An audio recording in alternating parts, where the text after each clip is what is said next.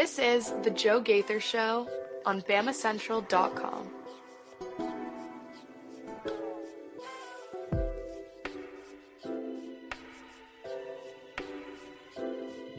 Good morning, Tuscaloosa, Internet world, West Alabama. How we doing today on a Tuesday, on a Wednesday? It's the Joe Gaither Show on BamaCentral, BamaCentral.com. Hope you and yours are doing well. If you're in the West Alabama area, hope you're being safe out there. It's very, very froggy this morning.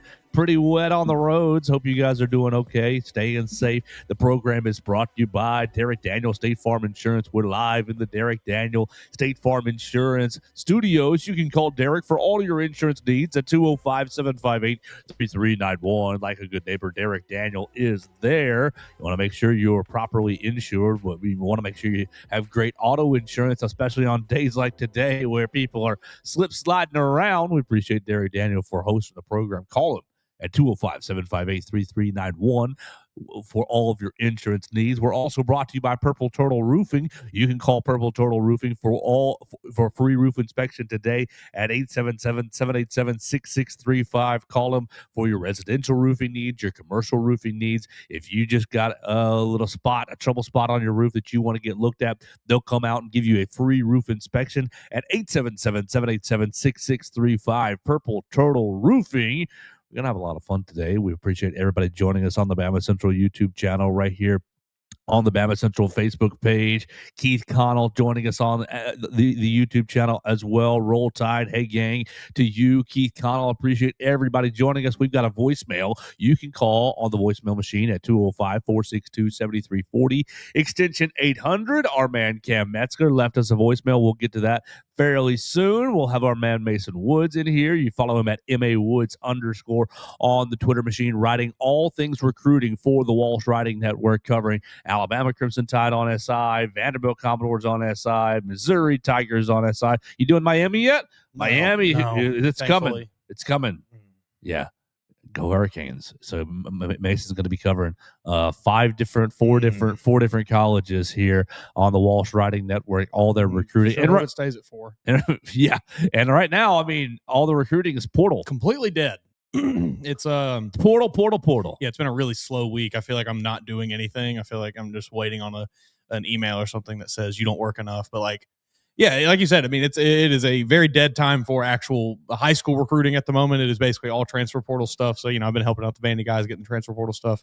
BamaCentral obviously has it covered pretty well. Missouri has it covered pretty well. Boston College has been doing a pretty good job as well. So really just been helping out with the Vandy guys, keeping up with transfer portal stuff because, they're a little bit of a smaller team with the Vandy site. Anchor down. We'll see if they can get. They're doing pretty good. Oh, they getting some guys? They got, I think, 5 guys now already. Awesome. Good for you, Clark Lee. Alabama, that's where we'll start today. Got 2 portalees yesterday. We talked yesterday about Dalen Hollywood Smothers, running back from NC State. Today we'll talk about Caleb Woodson, linebacker, defensive back, hybrid type from Virginia Tech. And we will talk about Caden Strayhorn, offensive lineman, interior offensive lineman type from Michigan by way of IMG. Alabama getting 2 guys in the transfer portal yesterday, losing out. Let's see. The program ended on James Smith. James Smith announced his portal intentions the last 10 minutes of the show yesterday. So we talked about that briefly. Other than that, you had James Smith, and I think it was just Kelby Collins later on in the day. Was that right? I believe so.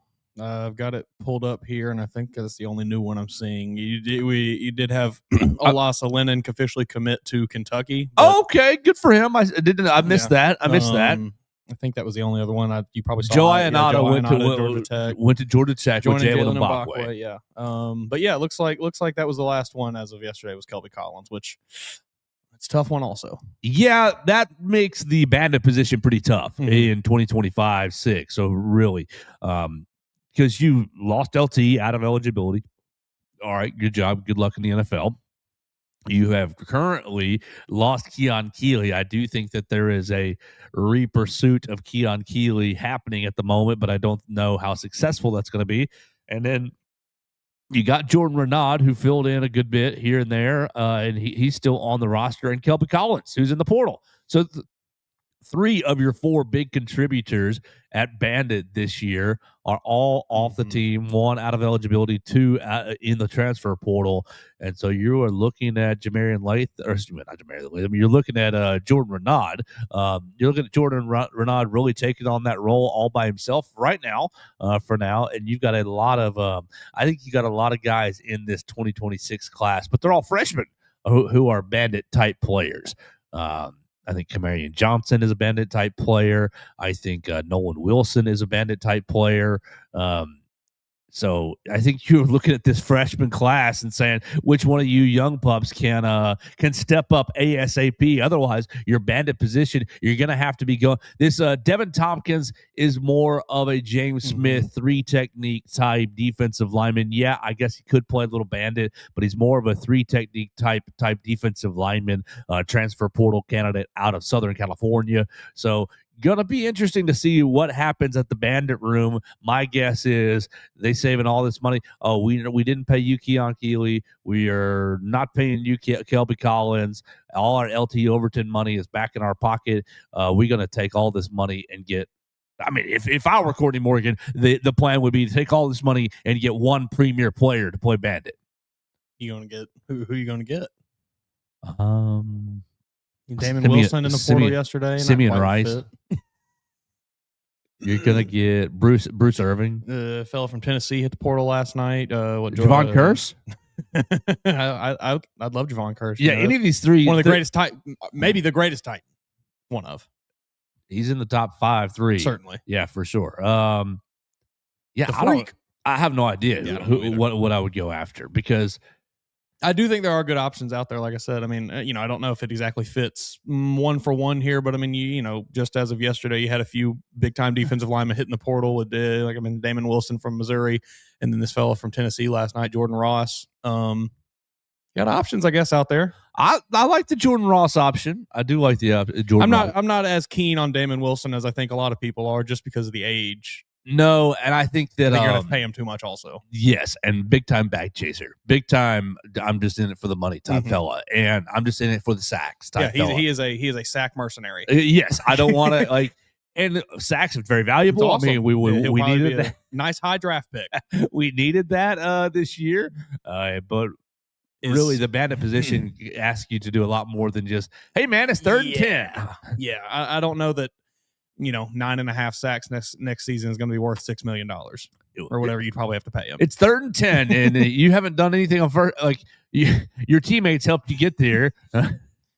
Yeah, I mean, you are exactly right. Like, I think that's kind of what you get in Damon. Good player. I'm not saying anything bad about him as a player. He's very good, very effective edge rusher, but is a more situational player than an every down kind of player.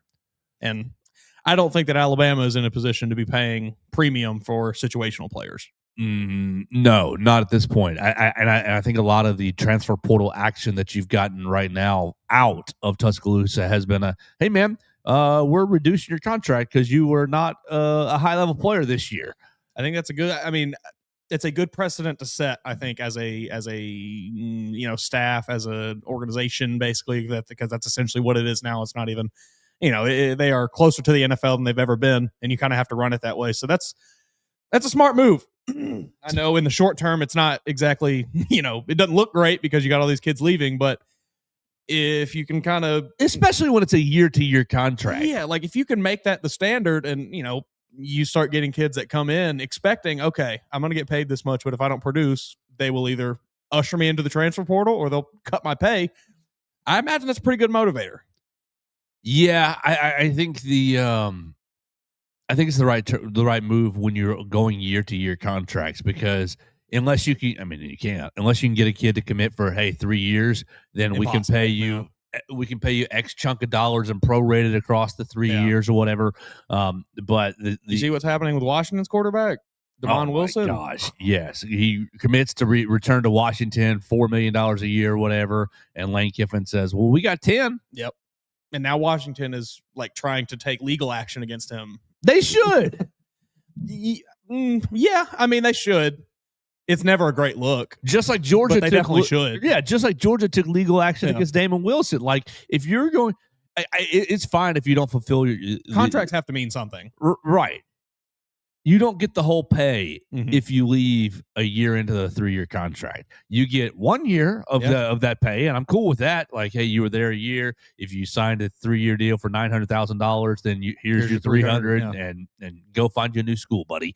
But you don't get to walk away with $600,000 of my money if you promised me 3 years of action and you only gave me 1. When are we going to start seeing schools? And I feel like Texas Tech could be the one that's to start it. Just paying buyouts for kids.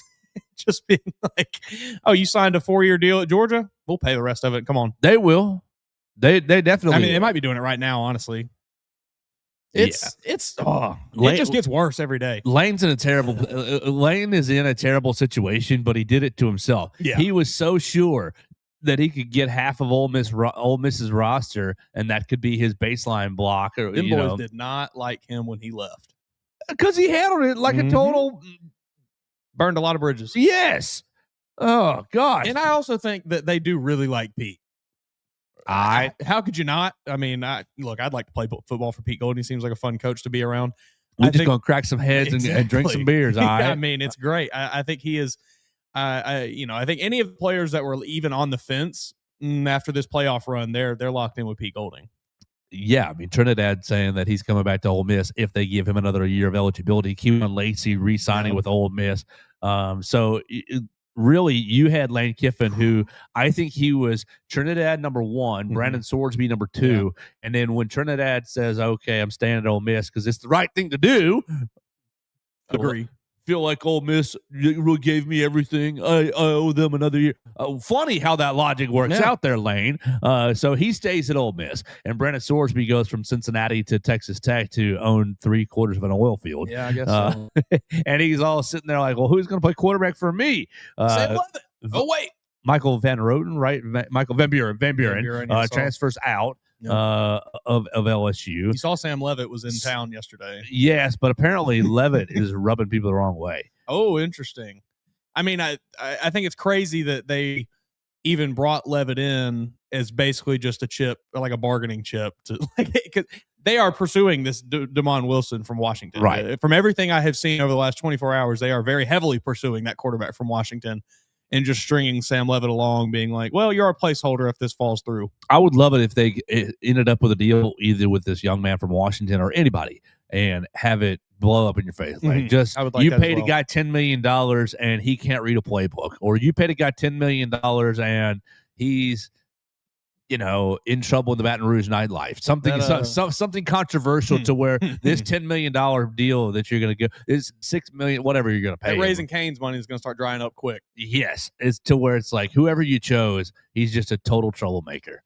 It's crazy, and like with Sam Levitt, why didn't you just stay at Arizona State, man?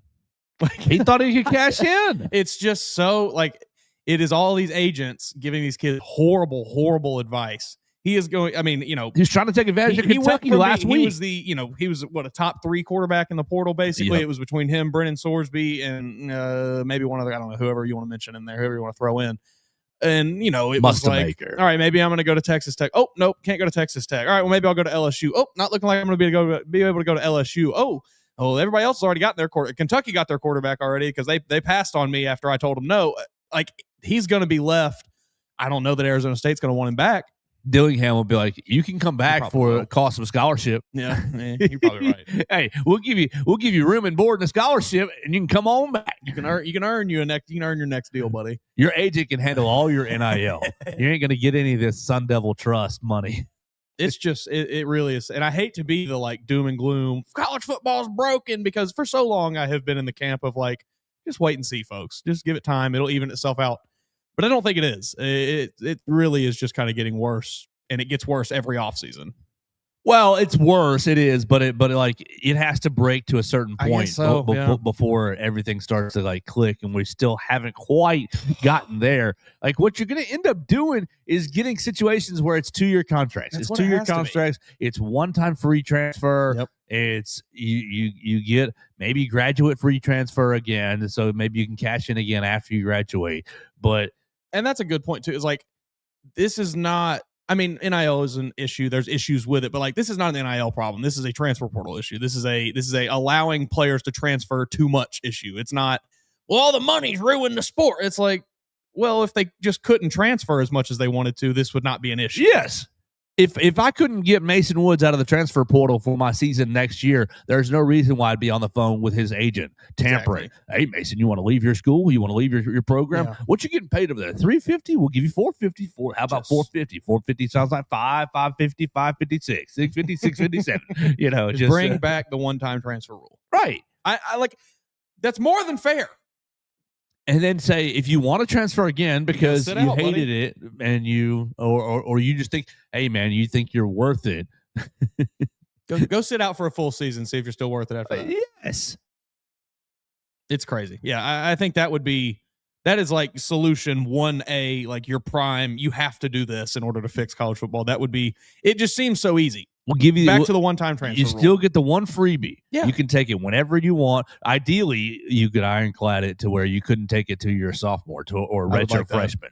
You're on campus for 2 seasons. Yeah, I wouldn't. You can redshirt. It's fine, but you're on campus for 2 seasons, and then you transfer out, make your money, go wherever you want to go. It would slow down the process of G5 to Power 4. Yeah. Also, because you got a lot of these Power 4 they are just Indiana, just basically scouting the lower levels of college football. And Cignati, when he left that job at JMU, he took every player that he wanted with him. So I don't think it's going to get fixed, but I do feel lots of crazy stuff happening. Like I do, and I don't feel bad for the Group of 5 schools because I do because yes, it sucks that your roster gets poached every offseason, but also do you really think that you're going to compete anyway, even if they all stayed there? Probably not. So it goes both ways for me there, but that would just seems like such an easy solution of just bring back the one-time transfer rule. And like you said, I really like that idea of you have to be on campus at your first school for at least 2 seasons before you can enter the transfer portal. But I'm sure that one wouldn't get by. Right? They'd be like, you're limiting my access to. I had a true freshman season. I should be able to cash in. I guess that's what it all kind of boils down to, is that they all just take legal action whenever something doesn't go their way, and the NCAA has no power to do anything against it or to fight against it because they just fold. All Coach Saban was saying that Congress needs to step up and give NCAA some antitrust powers. Might have to. Yeah, so it's going to keep breaking until it gets better. But for Alabama, all right, so that basically wraps up who you lost yesterday. You lost Kelby Collins, and we already talked about James Smith. So you're really hurting on the defensive line front. You're really specifically hurting at the Bandit position because of LT's going on to the NFL. I mean, he's out of eligibility anyways. Keon Keeley and Kelby Collins all leaving the Bandit room, leaving basically just Jordan Renaud. I do think that this is an area that the staff is going to prioritize in the portal. I do think you've got several class of 2026ers who can play Bandit, but I don't really want to be throwing freshmen out there to the Wolves full time. What does this leave you with? You brought in 2 commits yesterday. You brought in 2 commits, Caden Strayhorn, offensive lineman from Michigan by way of IMG Academy, and you brought in Caleb Woodson, linebacker from Virginia Tech. Mason, which one do you want to start with? Let's start with Caleb Woodson. He's an exciting player to me. He reminds me a lot of Justin Jefferson. Okay, that's not a bad take right there. Caleb Woodson played linebacker the last 2 seasons, defensive back as a true freshman, was a 3-star safety out of Virginia before committing to Virginia Tech. It's been in the last 3 seasons there. He's played 35 games. He has 152 total tackles, 11.5 tackles for a loss, 2 sacks, 1 interception, 3 pass breakups in 3 seasons.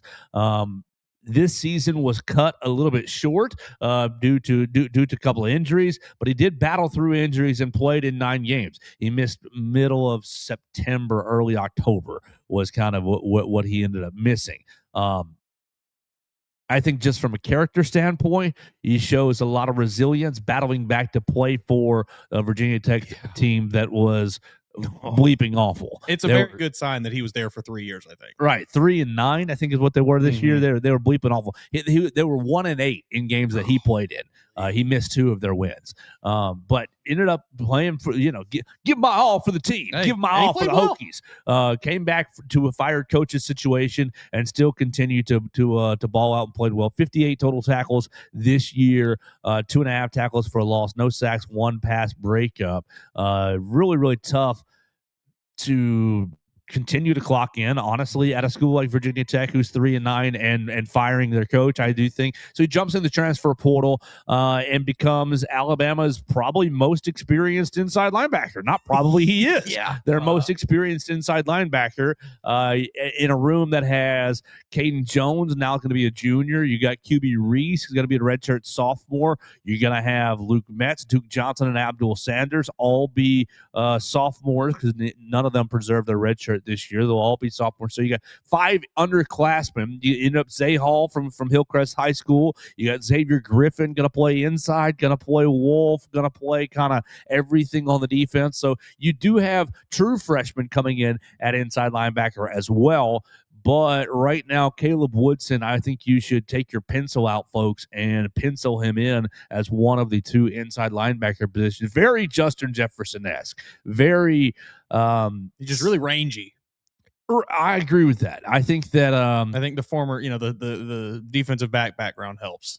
I think he has got good ball skills. I think he looks good in coverage. I do question him, sorry, but I question him playing the run. I question him navigating kind of the gaps, navigating the holes, navigating the moving targets in the run game, kind of working between tackle to tackle. But in open space, tackling in open space, he does show a nice little skill set of tackling in open space. And I think that you were looking for a veteran linebacker. You were looking for somebody who could come in and give your room some experience, somebody who could probably steady the room from the sideline and also play, of course. But I think you nailed that. And also, this is a guy.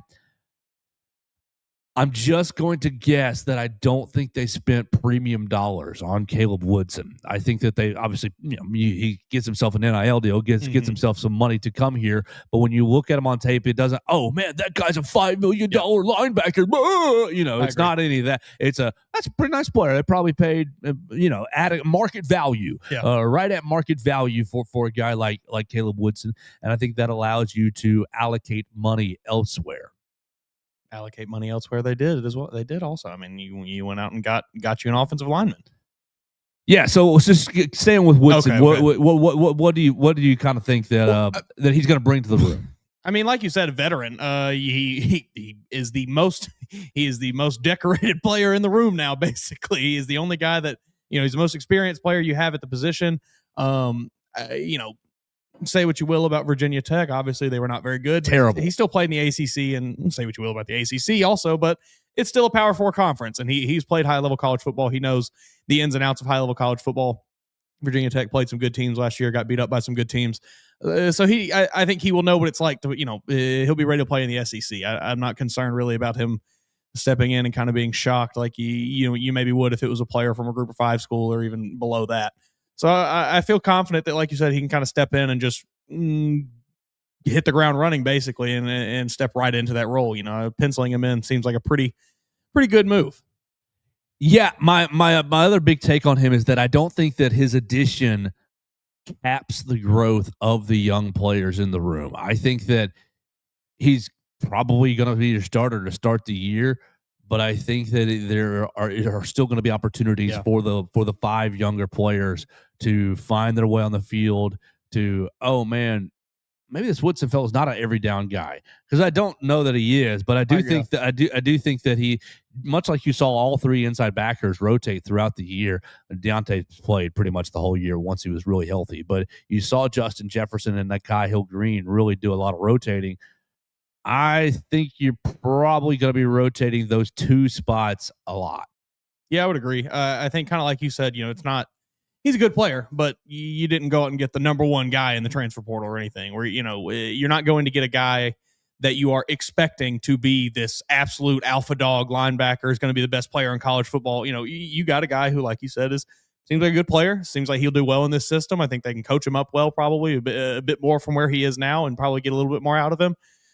But he will not be, at least I don't think, will not be so good that he keeps other people off the field. 6'3", 230, so right in that range for a quality Good size. inside linebacker. Right. So Alabama adds a linebacker, so that becomes their first defensive addition in the transfer portal. Gonna need some more. Yeah, definitely gonna need some guys up front. Maybe today. Already added Hollywood Smothers, our man on the Twitter machine or on the YouTube machine, Keith Connell, saying I'm going to change my handle to Hollywood because you got both Ryan and now Hollywood Smothers on the team. They've got to. They got to. Yeah. Alabama, whoever it is, Alabama football, the official account. We got to get a collab video, Hollywood x Hollywood, and you got to do something with them. There we go. Let's go to the voicemail line, then we'll talk about Caden Strayhorn. You've got a voicemail line at 205-462-7340, extension 800. You can leave us a call. Cameron Metzger did. Let's see what he has to say. What's going on, guys? It's Cam here. Portal season, acting crazy like always. I like the pickup we got with Hollywood. I feel like that's going to be a good addition, but like y'all said, not going to do much without an offensive line to block for him.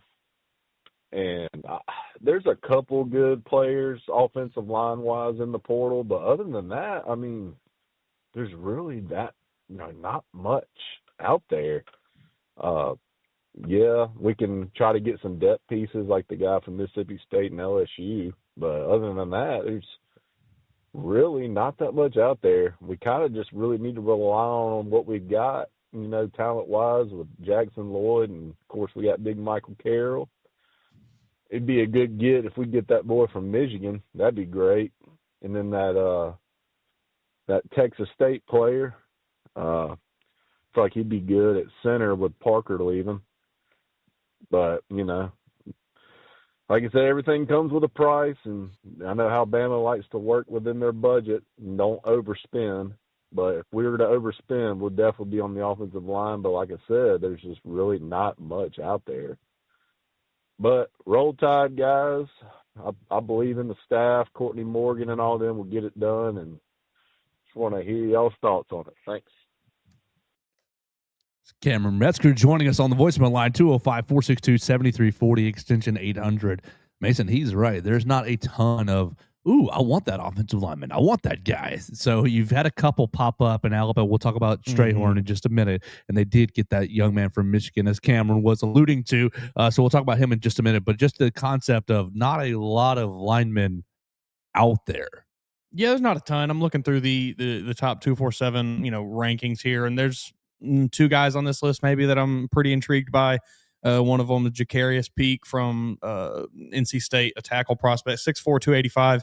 I think a little undersized, sure, but I think that's kind of what you need. You've been too big for too long, and I would like to see them get smaller and more athletic along the offensive line. And of the guys available, that's kind of the best build I'm seeing. It's a lot of 6'6", 330s, 6'8", 320. I don't want to do that again. Give me smaller, more athletic offensive linemen. I think Jacarius Peak is a good option. He looks like he's visiting Texas A&M this week, so I doubt that he'll even get out of College Station. He'll probably be an Aggie by the end of this week, but we'll see. Is Brock Riker still on that list right there? Control F Riker or Control F Brock, center from Texas State. That's who he is. Let me see. I'm looking at tackles. Let me get the interior. Because that's probably the other big offensive lineman name that they're going to be trying to bring Brock in. Riker doesn't look like he's committed anywhere yet. Let me see. Right. If I can find any. You got a height and weight. That's what I'm after. 6'4", 290. Right there. What you're looking for. There you go. Center. Oh, big boy.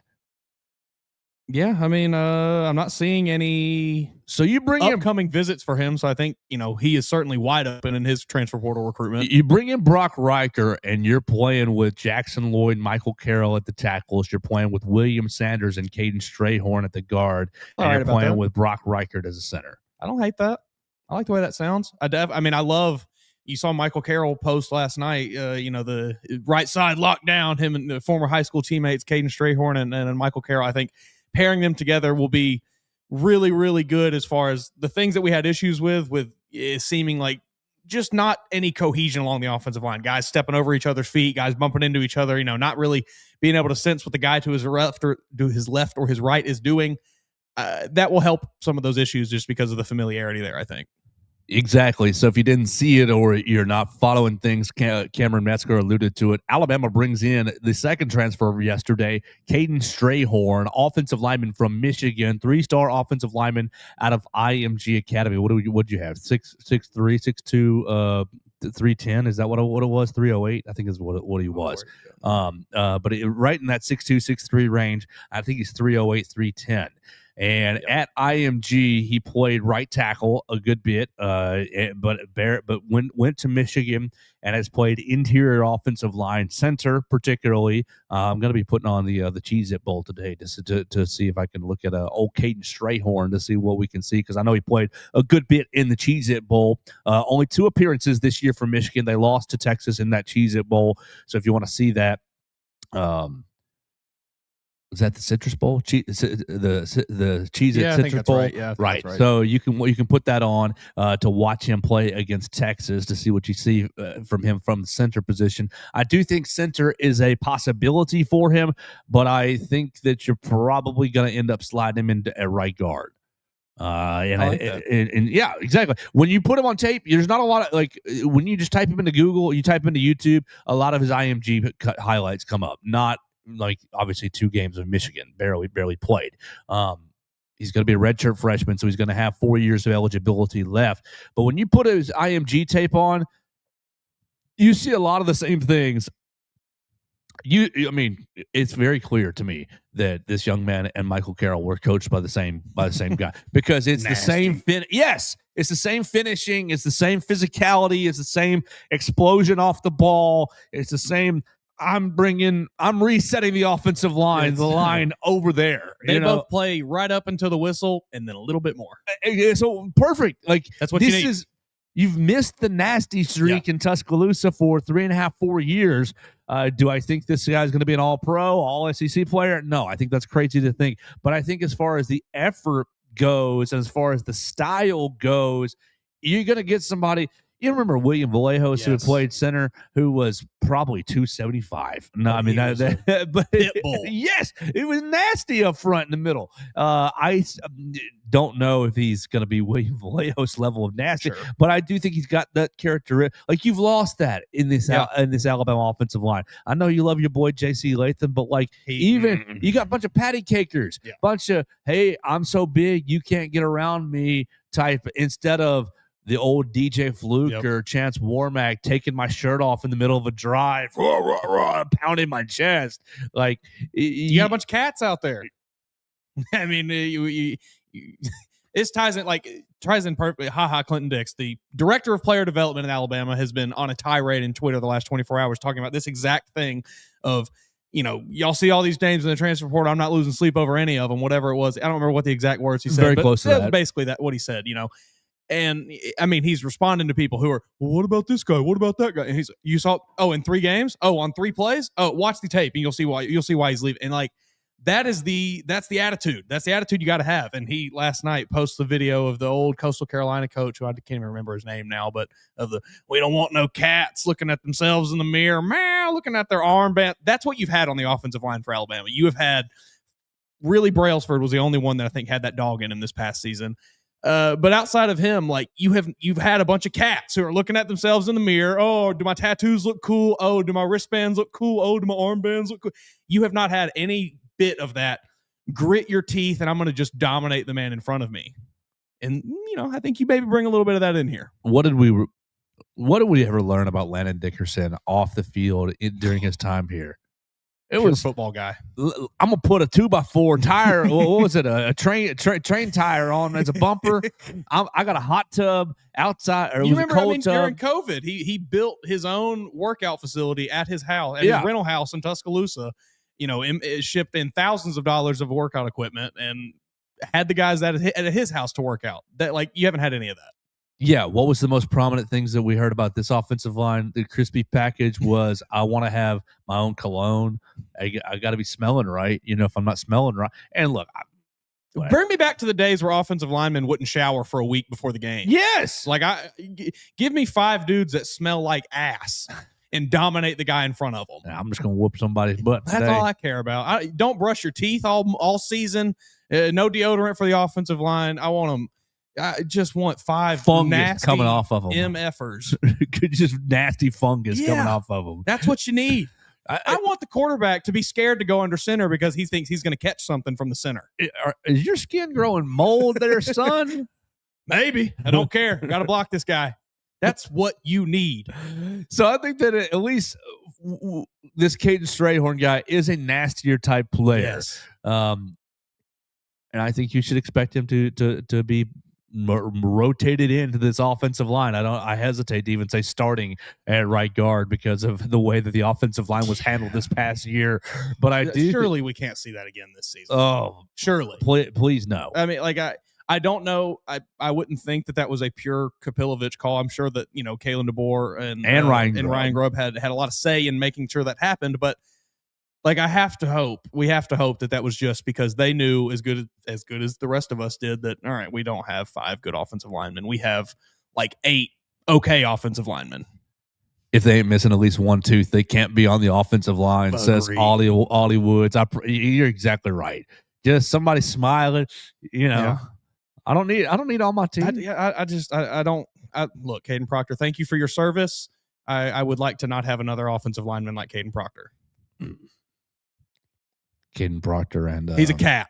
Caden Proctor's a cat. We need dogs. Jedrick Wills, same thing. Cats. Want some dogs. We need never won one of the biggest shames is never won a national championship for Tyler Booker. Because I do think Tyler Booker was a dog. Yeah, I do think he was. So you bring in Caden Strayhorn, and I think that your offensive line is close to being set.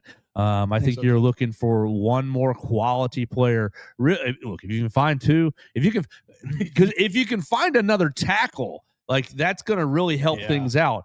Because I think you're taking a risk with Jackson Lloyd. I do like Jackson Lloyd. I do think his potential is very, very high. But I think you're taking a big risk, leaving it in the hands of Jackson Lloyd, Arkell Anuglu, and Mal Waldrop. I'm not quite sure I love that. And look, you got Chris Booker, who's come in from Georgia, who I think is a really, really high-level prospect, true freshman, who will be challenging for one of these guard spots. So maybe Caden Strayhorn plays your center, Chris Booker plays guard, and you go get another tackle to give Jackson Lloyd a little bit more time to marinate at left tackle. Like I think you're looking for at least one more body, whether that's a center, a true center, or a tackle. Really kind of depends on what you can get, depends on what you're shopping for. And even if you're getting another guard and you're bumping Strayhorn into center, I think this is a good start. Yeah. But you need to go get another body, at least one other body. Yeah. I'd like to just see one guy with a bit of veteran experience that isn't, you're not going out and getting Lance Hurd from Tennessee. Or you're not going out and getting the baddest guy in the transfer portal right now that's going to be your starter for all 12 games. But you getting a guy that can just, like you said, help usher Jackson Lloyd into that position. Make it a little easier on him. Keith Connell saying, "What's up, Audi RTR?" Then hits us with a Strayhorn looks like he would eat someone. That's what we need is some mean and nasty. You're exactly right. Been missing that. You saw he was rocking the all black fit on his visit. That's a good sign. Good. He's showing up for somebody's funeral. You haven't been nasty on the offensive line since 2020. Since Dickerson said, "I don't care that my ACL is torn, coach. I got to go play. I got to go play the national championship." Oh my gosh! Come on. Can I carry you off the field, coach? Because I love you so much. I'm gonna go home and watch that clip today, just because you mentioned it. Like it was amazing. Yeah, absolutely. All right. So, any other transfer portal news before we move to basketball? Because got a handful of basketball stuff to get into. I don't believe so. I think that's it for the Crimson Tide. We will have to see how the day develops. Yeah, it's going to, look, you're probably going to pull in 1 to 3 guys. What you're really looking for is that Ty Simpson decision, which I think is going to be coming any day now. I hope so. So we'll see what happens there. Before we transition to basketball, we want to let you know the program is brought to you by Purple Turtle Roofing. At Purple Turtle Roofing, we're not just another contractor. We're your neighbor and your advocate when it comes to protecting your home or business. With years of hands-on experience, top-tier certification, and a commitment to excellence, we've built a reputation as Alabama's go-to roofing solution. We specialize in residential roofing, commercial roofing, emergency storm repairs, full-on roof replacements, insurance claim support, and more. Call Purple Turtle Roofing at 877-787-6635 for your free roof inspection. They'll come out, check out your roof, make sure that you're good to go, make sure There's not any damage spots. If you need to get it taken care of, they'll work with your insurance company to make sure that you have the peace of mind that you deserve in your home. Call Purple Turtle Roofing today at 877-787-6635. Roofing with heart, built to last. Purple Turtle Roofing. I do have one just very quick one more question about Ty Simpson, and just kind of want to gauge your opinion. What do you think are the chances that he drags it out until the deadline for making his draft decision? Because we have 1 week. It's the 14th is the final day that you can declare for the draft. How confident are you that we get a decision well before that? Not confident. Yeah, I think that's what I was afraid of. Yeah, I think that there might be a decision on the 13th. Yeah, that's what I was afraid of. That's really just what I wanted to. Because the portal closes on the 16th. Mm-hmm. So I've got to decide if I'm going to the draft, stay or go, stay in Tuscaloosa, then go to the portal, either or. Mm-hmm. Like, that's going to happen back to back. Yeah. But I bet you it all happens at the same time. I bet you on the 13th or right there morning of the 14th, he announces, yes, I'm going to the NFL draft, or no, I'm not going to the draft and I'm coming back to Tuscaloosa, or no, I'm not going to the draft and I'm going to the portal. All, like, whatever the announcement is, they're all going to be in conjunction. Yeah. It's going to be a long week. Yeah, Ollie Woods. I think it will absolutely drag it out. I agree with that. I think it'll be the morning of the 14th, morning of the afternoon of the 13th. Unfortunate. Just don't take it till 8 o'clock, Ty. 8 p.m. when we're all in bed. Oh, my gosh. 8 p.m. tonight, I won't be in bed. Alabama takes on the Vanderbilt Commodores right there on ESPN2 up there in Nashville. Alabama trying to get its SEC season started on a 2-0 start. The Crimson Tide ends up as a 3.5-point underdog tonight. Vanderbilt is 14-0. It's 14-0. They're Ken Palm's favorite SEC team this year. Number 6 in Ken Palm. Number 4 in offensive efficiency. Number 15 in defensive efficiency. So playing really, really well on both sides of the floor. Alabama is number 14 overall in Ken Palm. So not too much farther behind the number 6 ranking. Their offense is number 2. So a little better than Vanderbilt's number 4. But their defense, number 60, nice in the country, way behind Vanderbilt's 15th. So Vanderbilt hadn't played anybody, Joe. Apparently, Coach Oates, I think, got a little sniped a little bit at the press conference yesterday. I think Coach Oates was talking about how good Vanderbilt was and Vanderbilt is, but I think that one little snippet of his comments got taken out as, they haven't really played anybody that good yet. Well, Coach, they played VCU, St. Mary's, SMU.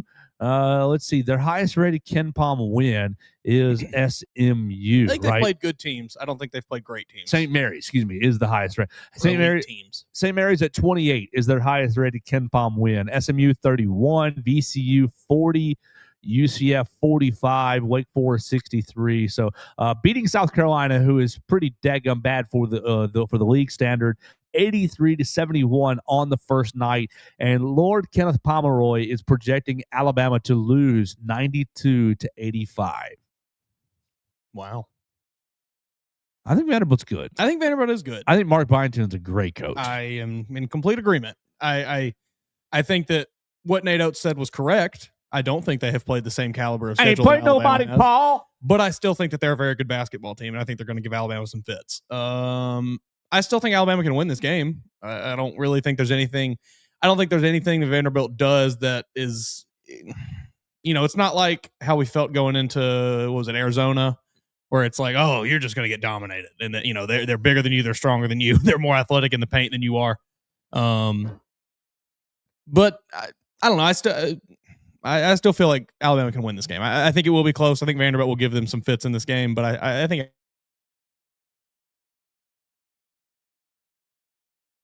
BK at 6'7", Devin McLaughlin at 6'7". He's been a load for Alabama in the last couple of years. Tyler Nichols, 6'7", wing type, so not overly big in the post. At 6'10", Jalen Washington is your biggest player. Aiden Sherrill currently questionable to play. This will be the Noah Williamson game. Well, it needs to be. Aiden Sherrill, questionable with a knee injury that he suffered on Saturday. I think he probably will give it a go, but I also think the coaching staff's going to err on the side of caution. And there's a chance, like, if he doesn't play, just know that they're doing it for his best long-term interest. And you don't have Taylor Bobo and you don't have Keaton Bristow on the injury report, so both those guys available. And then Noah found himself on Saturday. He went back home. He feels rejuvenated. He went back home to Latvia. I don't know. I saw that report yesterday. Good for him. I don't know what happened, what changed. I don't know if he talked to his mama told him that. Maybe his mama got on him for being soft. Maybe an old basketball coach got on him for being soft. I don't know, but something woke him up, and he came to play in Alabama's last game. So I'm a little tongue in cheek saying this will be the Noah Williamson game, but I think there is a chance where he could play above what we've seen from him this season. Alabama number 1 in strength of schedule, net strength of schedule. Vanderbilt 79th in net strength of schedule. So that puts them at second lowest in KenPom in the top 14. You got Iowa State at 213 and Houston at 76 as far as scheduling goes. But Vanderbilt, you are undefeated. And you are a good team. Their tempo is 45th in the country, just a little slower than Alabama's.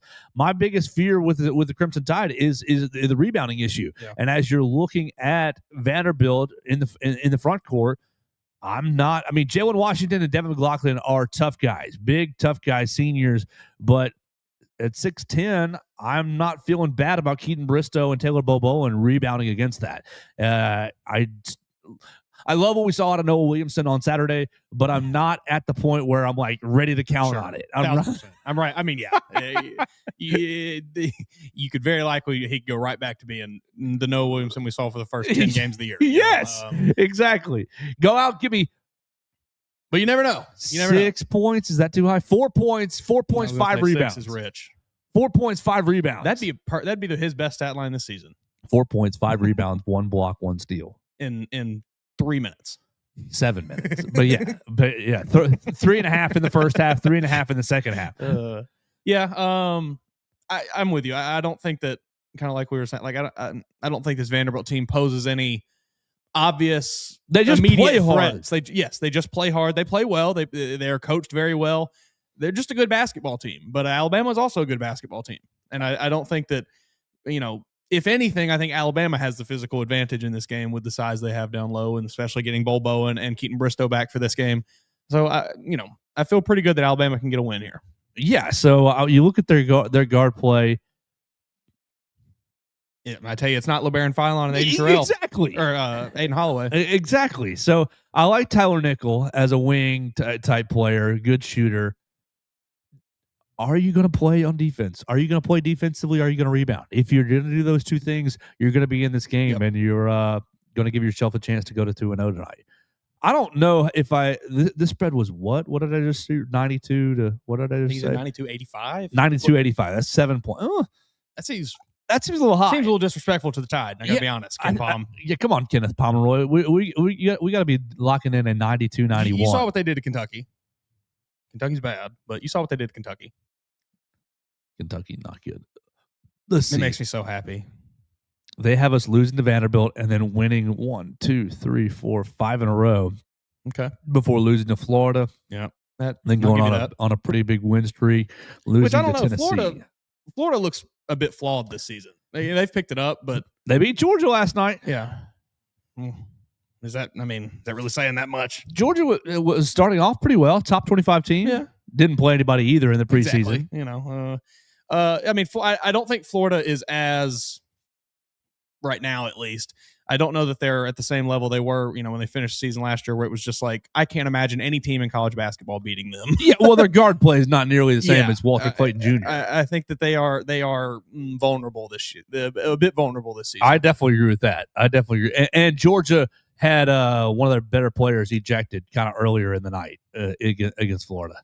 I think one of their postmen was ejected, and I think Florida pretty much ate on the inside after that. Let's see what that says, because I can't read for anything. Box score points. Yeah, Alex Condon 21 points. They're big post player. It's a good game. I don't know, man. I feel good about the way this basketball team is playing. 58 points in the paint for Florida. Lord. I think that win over Kentucky while, we'll see what the rest of the season holds for the Wildcats. I don't think it's going to be all that great. I still think it's a very, it's it's a logo game. Like it's like hey, we beat Kentucky and we beat them like that. It doesn't really matter how good or bad Kentucky is. It's still Kentucky. It's a juice. You get some juice up. You get some program juice from that. I think that you do as well, and I think you're going to go into Memorial and end up winning 80. Give me 88. Give me 88-82, Bama. I like that. I mean, you've shot on fire the last two games. Like from three, you were like 22. You made 22 against Yale, and I think it was 16 or so against Kentucky. You've been on fire from beyond the arc. You're getting guys healthier. You're getting guys' confidence up. I mean, whether Williamson gives you 10 points and 4 rebounds like he did again, it doesn't matter. Like his confidence is one notch higher. It's the highest it's been this season. Yes. So yeah, I'm feeling good. 88-82. Like that. I mean, I'll pick something different just for the sake of doing it, but I'll go 80. I'll go 80, 85, 82. 85, a little bit smaller victory margin of victory. Well, we'll find out what happens tonight at 8 o'clock. You'll be able to follow all the coverage on BamaCentral.com. Alabama Crimson Tide on SI. Hunter DeCiver is going to be taking care of that for us. We'll be writing alongside him if he needs a little help. We'll be watching it on ESPN2. We'll talk about the game tomorrow morning. If Alabama won or lost, what they can take away from the game. They're playing Texas on Saturday, so pretty quick turnaround. We're going to have to get ready for the Texas Longhorns on Saturday. We're going to see more portal additions. Will more guys go in the portal? You've got 9 more days of portal madness to mitigate. It's the 16th. Today's the 7th. So 9 more days of guys. You don't have to have a school yet. You just have to be in the portal by the 16th. And so we'll see if Alabama can retain some talent. And maybe all you've lost so far is all you're going to lose. We'll see.